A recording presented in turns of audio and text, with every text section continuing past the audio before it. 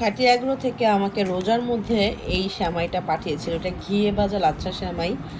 আমি এত অলস, আমি টাইম পাচ্ছিলাম না, এই জন্য সেমাইটা খাওয়ার ট্রাইও করতে পারিনি। ইভেন ঈদেও খেতে পারি না। এখন ঈদের 5 দিন পর রাতের 11টা না জানি 12টা বাজে, এখন আমার সেমাই খেতে ইচ্ছা করছে। তো এখন দুধ জাল করে নিয়েছি, এখন আজকেই সেমাইটা খেয়ে দেখবো এটা রিভিউটা, যেটা আসলে কেমন মজা নাকি। তো চলো ভিডিওতে তোমরা দেখবা কি কি করি। এটা খুলো।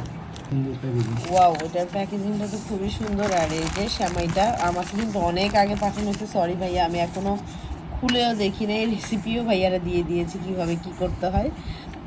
আর ভাইয়ার থেকে তো আমি সব সময় ঘি নিয়ে থাকি।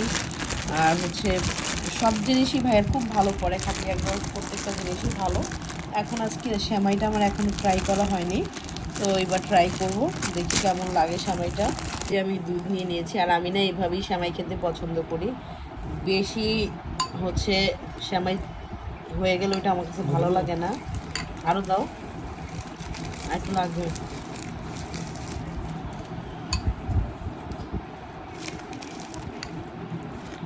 এভাবে না আমার সেমাই খেতে এত ভালো লাগে, যখন একটু খাবো ক্রাঞ্চি, মুখে খাবার কুড়মুড় করে আসবে। আমার হাজবেন্ড তো পাশের পুরো সেমাই শেষ করে দিচ্ছে, উঠতেছে না কেন।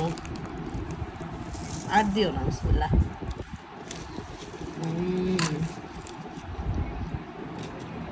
আসলে তো অনেক মজার সময়টা, একটু ভিজু।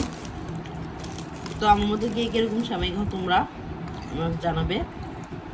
এমন কিন্তু খুবই মজা লাগে, আমার কাছে ভালো লাগে। বেশি ভিজালে আমার কাছে ভালো লাগে না সেমাই, যেভাবে খাবো।